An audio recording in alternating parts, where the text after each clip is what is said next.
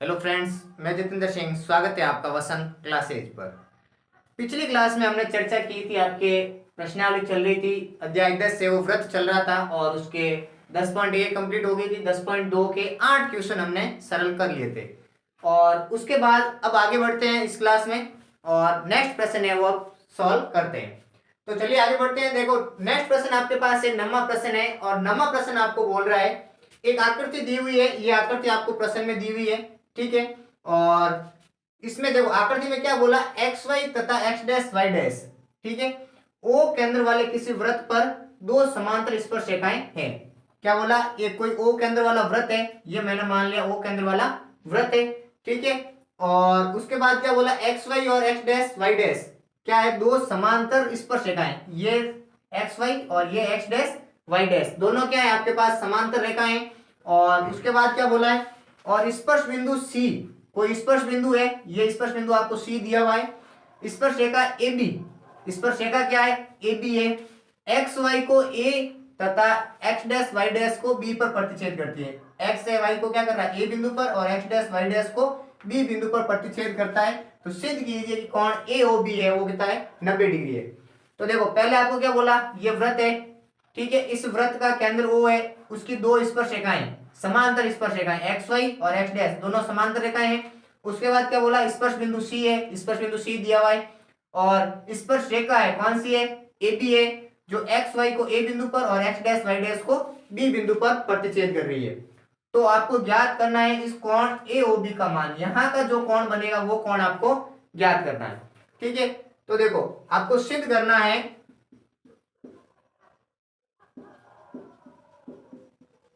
सिद्ध करना है कोण ए ओ बी बराबर आपके पास कितना लेके आना है, 90 डिग्री लेके आना है। तो देखो अब 90 डिग्री लाने से पहले आपको ये वाला कोण 90 लेके आना है।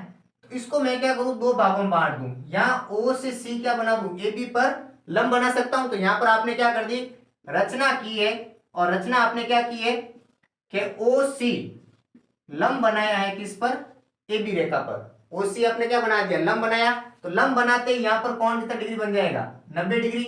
यहाँ पर भी आपके पास कोण 90 डिग्री, और ये कौन है वो भी आपके पास कितना डिग्री आ जाएगा, 90 डिग्री। क्यों, प्रमेय 10.1 के अनुसार हमने क्या सिद्ध किया था कि स्पर्श रेखा और त्रिज्या के बीच में बनने वाला कोण कितना डिग्री होता है, 90 डिग्री।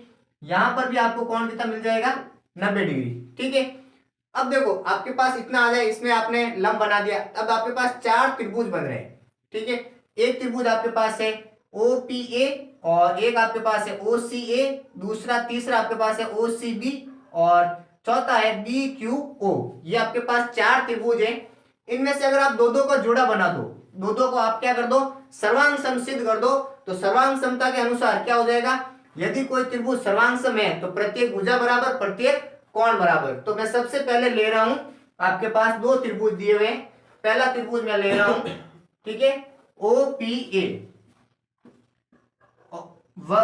ओ पी ए, और दूसरा कौन सा है, ओ सी ए।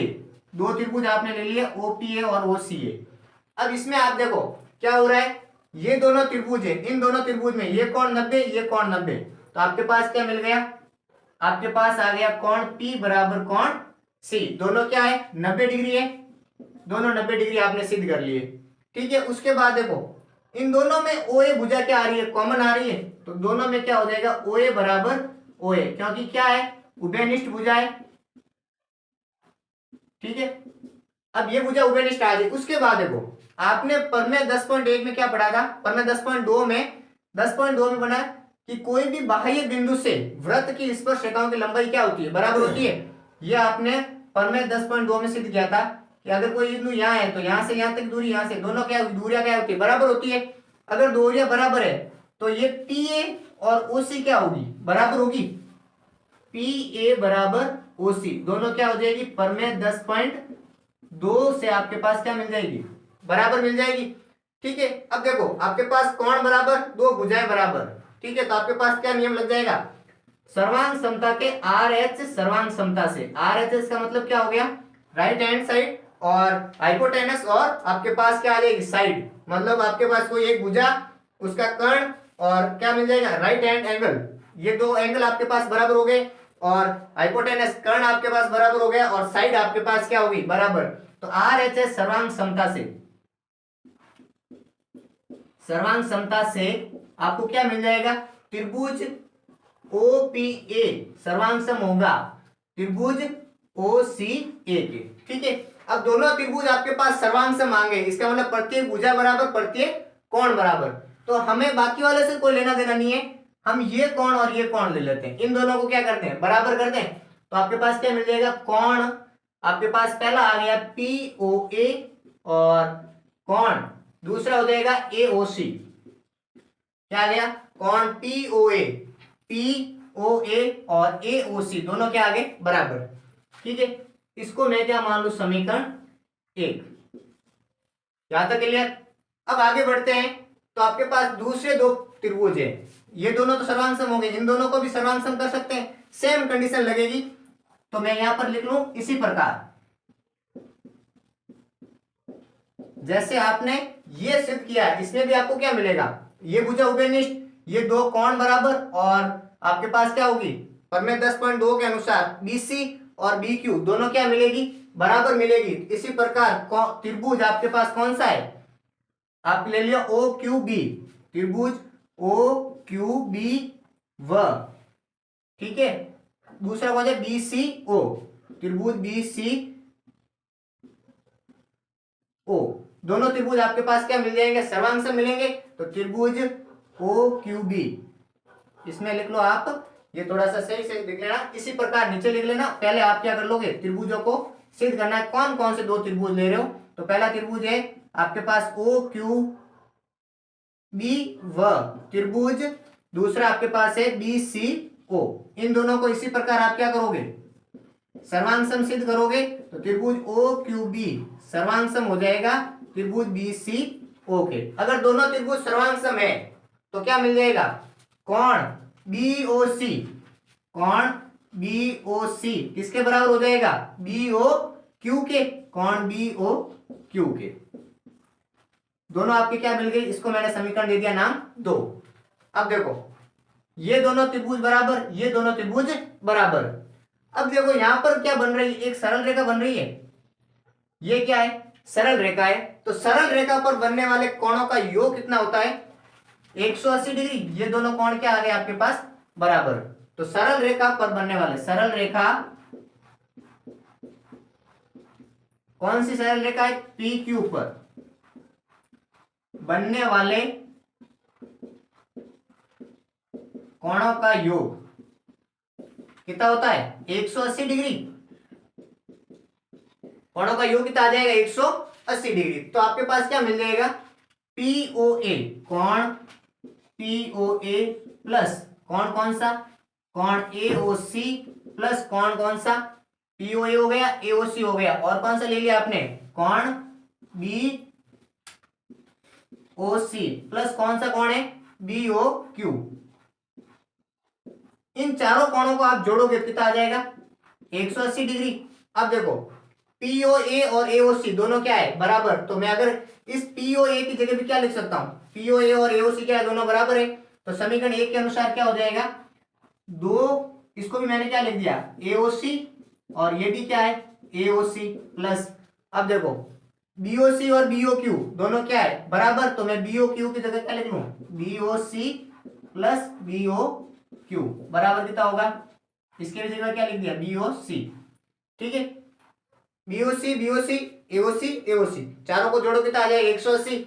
ये कितने हो जाएंगे, दो कोण AOC प्लस दो कोण BOC कितना आ जाएगा, 180 डिग्री। ठीक है, अब देखो दो दोनों में आ रहा, तो दो क्या कर लेंगे, कॉमन ले लेंगे। तो क्या आएगा, कोण AOC प्लस कोण BOC किसके बराबर आ जाएगा, 180 डिग्री के। दो गुणा में मैं उस तरफ भेज दूं, क्या मिल जाएगा आपको, भाग में चला जाएगा। तो कोण AOC प्लस कोण BOC कितना आ जाएगा, 180 डिग्री बटा 2, मतलब कितना मिल गया आपको, 90 डिग्री मिल गया। ठीक है, अब 90 डिग्री है तो आपको क्या मिल जाएगा, आगे का सरल मैं यहां पर कर लेता हूं। देखो AOC और BOC, AOC और BOC दोनों मिलकर क्या बनेंगे, AOC और BOC मिलकर क्या बना रहे हैं, AOB मिल रहे हैं। तो कोण AOB बराबर कितना है आपके पास, 90 डिग्री। ठीक है, आपको सिद्ध क्या करना था, कोण एओबी का मान कितना लेके आना था 90 डिग्री, और यहाँ पर आप एओबी का मान कितना लेके आ गए 90 डिग्री। क्लियर है। अब देखो वापस देख लो क्या करना था आपको। पहले आपको प्रश्न दिया हुआ, आकृति दी हुई थी, उसमें आपको बोला एक्स वाई और एक्स डैश वाई दो समांतर रेखाएं, और उसके बाद क्या पूछा, उसकी दो समांतर रेखाएं स्पर्श रेखाएं। स्पर्श रेखा मिल गई, स्पर्श बिंदु सी मिल गया और स्पर्श रेखा ए बी मिल गया, जो इसको ए बिंदु पर और इसको बी बिंदु पर प्रतिच्छेद कर रही है। ठीक है, तो आपको सिद्ध करना था कोण एओबी का मान, यहाँ पर जो कोण था उसका मान आपको क्या निकाला था 90 डिग्री है या नहीं है। तो सबसे पहले हमने एक रचना कर ली, यहाँ पर क्या बना दिया, लंब बना दिया। तो लंब बनाते यहाँ पर कोण कितने हो गए 90 डिग्री, और प्रमेय 10.1 के अनुसार स्पर्श रेखा और त्रिज्या के बीच बनने वाले कोण कितने डिग्री होते हैं 90 डिग्री। तो फिर हमारे पास चार त्रिभुज आ गए। चार त्रिभुजों को हमने क्या कर दिया, दो दो के जोड़े बना के सर्वांगसम सिद्ध कर दिए। इन दोनों को सर्वांगसम कर दिया और इन दोनों को सर्वांगसम। तो सर्वांगसम करते ये दोनों कोण बराबर, ये दोनों कोण बराबर। फिर हमने क्या लिखा कि ये पी क्यू रेखा, इसको हमने क्या मान लिया 180 डिग्री कोण बनाती है, क्योंकि सरल रेखा है। तो इन चारों कोणों को जोड़ोगे तो कितना आना चाहिए 180 डिग्री, और ये दोनों कोण बराबर है, तो मैं इसकी जगह भी ये लिख सकता हूं। तो हमने पीओए की जगह क्या लिख दिया एओसी प्लस एओसी, दोनों क्यों बराबर है तो एओसी एओसी डबल बार लिख लिया। ये दोनों बराबर है तो बीओसी बीओसी डबल बार लिख लिया। दो दोनों में तो दो कॉमन आ गया, AOC plus BOC, AOC plus BOC कितना बन रहा है 180 डिग्री, नहीं एओसी प्लस बीओसी कितना मिल जाएगा आपको, दोनों जोड़ोगे क्या बनेगा एओबी। इन दोनों एओसी और बीओसी की जगह मैंने क्या लिख दिया एओबी, और 180/2, क्योंकि दो यहाँ गुणा में उतर जाएगा, भाग में चला जाएगा, दो का भाग 90 बार चला गया, तो कोण एओबी का मान है वो आपके पास कितना मिल गया 90 डिग्री। तो ये आप नोट कर लेना। और चलिए नेक्स्ट क्वेश्चन देखते हैं। तो चलिए आगे बढ़ते हैं और नेक्स्ट प्रश्न है वो देखते हैं। नेक्स्ट प्रश्न 10वां प्रश्न आपको दिया हुआ है। अब 10वां प्रश्न में आपको बोला है कि सिद्ध कीजिए कि किसी बाह्य बिंदु से, आपको किसी सिद्ध करना है कि कोई बाह्य बिंदु से किसी वृत्त पर खींची गई स्पर्श रेखाओं के बीच का कोण स्पर्श बिंदुओं को मिलाने वाली रेखा खंडों द्वारा केंद्र पर अंतरित कोण का क्या होता है संपूरक कोण होता है। तो देखो प्रश्न को अगर चित्र की सहायता से समझे तो आसान रहेगा। क्या बोला, पहले तो आपको क्या चाहिए एक वृत्त चाहिए, ठीक है। अब वृत्त के बाद में क्या बोला है कि खींची गई स्पर्श रेखाओं के बीच। अब मान लो आपके पास कोई बाह्य बिंदु है, मैंने यहाँ पर एक बाह्य बिंदु मान लिया, इस बाह्य बिंदु से खींची गई स्पर्श रेखाएं, ये दो मैंने क्या बना दी स्पर्श रेखाएं बना दी, ठीक है। यहाँ पर केंद्र है वो ओ है, इसका नाम मैंने दे दिया ए और इसका नाम दे दिया बी। स्पर्श रेखाओं के बिंदु के नाम आ गए। स्पर्श रेखाओं के बीच का कोण, स्पर्श रेखाओं के बीच का कोण कहां पर बनेगा यहाँ पर, इसका नाम है मानो पी है। स्पर्श रेखाओं के बीच का कोण, यहाँ पर स्पर्श रेखाओं के बीच का कोण आ गया। को मिलाने वाले रेखाखंडों, स्पर्श रेखाओं को मिलाने वाले रेखाखंडों द्वारा केंद्र पर मतलब यहाँ पर कोण अंतरित। अब ये दोनों भी रेखाएं आपको मिलानी पड़ेगी। केंद्र पर अंतरित कोण का संपूरक। अब संपूरक शब्द आया है तो संपूरक शब्द का मतलब क्या होता है, दो कोणों का योग कितना होना चाहिए 180।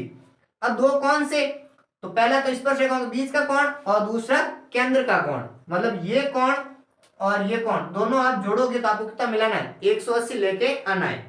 तो आप कैसे लेके आओगे कि आपके पास क्या होता है कि आपने प्रमेय 10.1 में पढ़ा था कि यहाँ पर कोण कितना डिग्री बनता है 90, यहाँ पर भी कितना बनेगा 90। इन दोनों का योग आपको कितना लेके आना है 90 डिग्री 180 डिग्री। तो कौन कौन से सिद्ध करना है आपको, कौन कौन से दो कोण एओबी, कोण एओबी प्लस कोण एपीबी, इन दोनों का योग संपूरक मतलब कितना लेना है, इन दोनों का योग आपको एओबी और एपीबी का योग कितना लेके आना है 180 डिग्री। अब ये कैसे लेके आओगे, तो देखो कोण ओएपी, ठीक है, कोण एओपी, एओपी नहीं ओएपी, ओएपी, ओएपी आपके पास कितना मिलेगा 90 डिग्री मिलेगा। क्यों मिलेगा, प्रमेय 10.1 से, ठीक है। इसी तरह आपके पास पीबीओ, कोण पीबीओ ये भी कितना है 90 डिग्री है। कैसे है, प्रमेय 10.1 से। ओपीबी ओएपी और पीबीओ दोनों कितने मिल गए आपके पास 90 डिग्री। अब दोनों कोण 90 डिग्री है, आपको लेके कितना आना है, इनके दोनों का योग कितना लेके आना है 180 डिग्री। तो देखो आपके पास ये चतुर्भुज बन रहा है ए ओ बी पी, ये चतुर्भुज बन रहा है, चतुर्भुज ओ ए बीपी में। अब चतुर्भुज के चारों कोणों का योग कितना होना चाहिए? 360। तो चतुर्भुज के चार कोण कौन से हैं? आपके पास तो है, एक तो है कोण OAP प्लस कोण APB प्लस कोण आपके पास PBO प्लस कोण AOB। इन चारों को जोड़ोगे कितना आना चाहिए? 360 डिग्री आना चाहिए। उसमें से आपके पास OAP का मान कितना है? 90 डिग्री है। ठीक है, APB का मान आपके पास नहीं है तो APB लिख दिया, प्लस PBO का मान कितना है? 90 डिग्री है। ठीक है, और कोण AOB का मान आपके पास नहीं है, बराबर कितना हो गया? 360।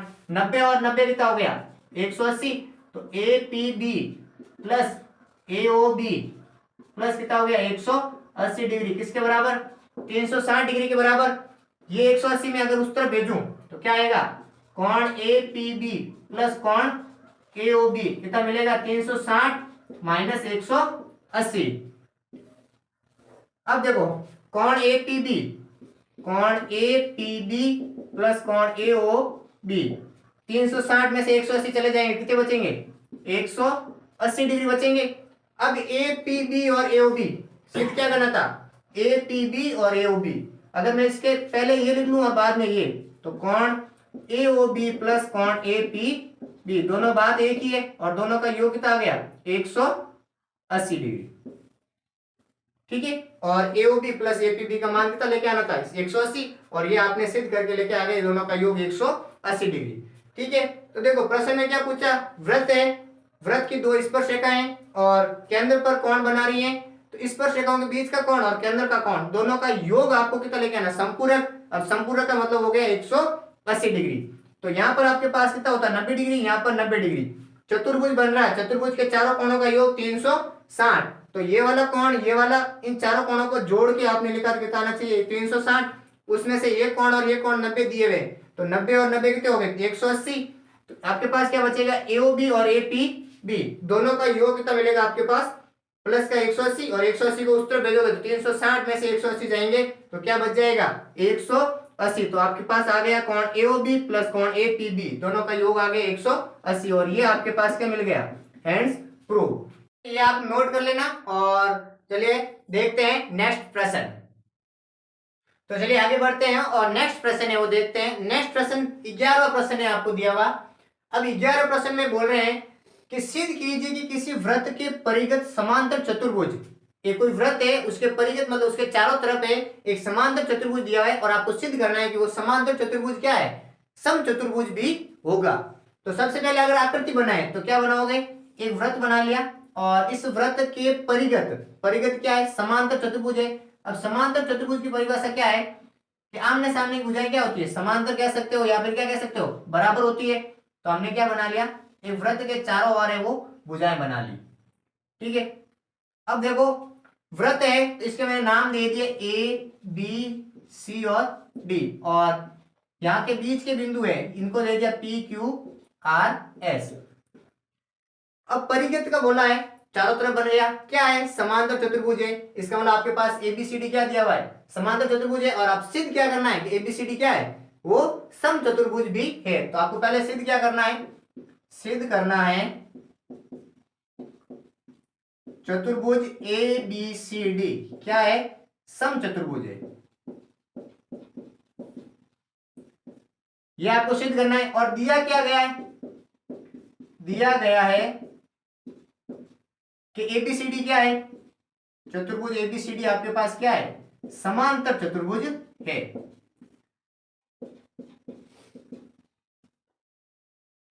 सिद्ध करना है कि ये जो चारों तरफ का आकृति बन रही है क्या है? समचतुर्भुज है। और दे दिया क्या है कि ये क्या है? समांतर चतुर्भुज। अब समांतर से आपको किसमें जाना है? समचतुर्भुज में जाना है। तो अगर समचतुर्भुज की परिभाषा के अनुसार चले तो आपके पास समचतुर्भुज में क्या होगा? AB किसके बराबर होगा? AB बराबर होगा CD। AB CD के बराबर, और AD किसके बराबर होगा? AD बराबर हो जाएगा BC। ठीक है, तो ये दोनों भुजाएं आपने समांतर चतुर्भुज के अनुसार क्या हो जाएगी? AB बराबर CD और AD बराबर BC, क्योंकि समांतर रेखाएं।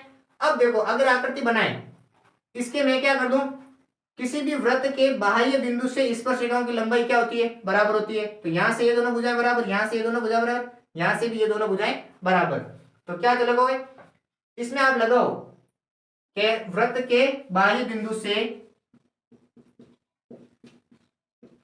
बाह्य बिंदु से स्पर्श रेखाएं, स्पर्श रेखाएं की लंबाई क्या होती है,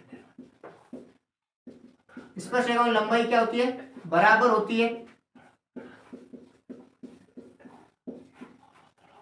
अब स्पर्श रेखाओं की लंबाई बराबर होती है तो क्या आएगा आपके पास, ए आर किसके बराबर होगा, ए आर बराबर होगा ए क्यू के।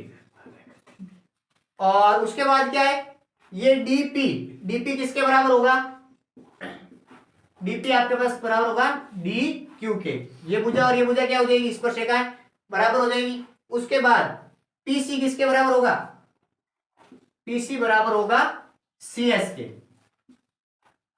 पीसी बराबर आ गया सी एस के। अब बी आर किसके बराबर होगा, बी एस के, तो बी आर बराबर होगा बी एस के। इसका नाम मैंने दे दिया 1 2, ये आपके पास 3 4 5 और 6 समीकरण आ गए आपके पास। अब मैं समीकरण 3 4 5 6 को क्या कर दूं, जोड़ दूं। अगर आप समीकरण 3 4 5 व 6 को जोड़ने पर,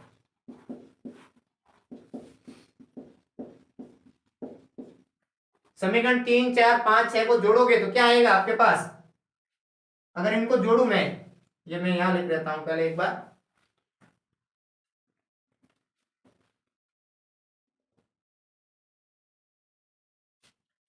समीकरण 3 4 5 व 6 को जोड़ने पर, अब जोड़ोगे तो आपके पास क्या मिलेगा, डी आर, ये ए आर प्लस क्या आएगा आपके पास में,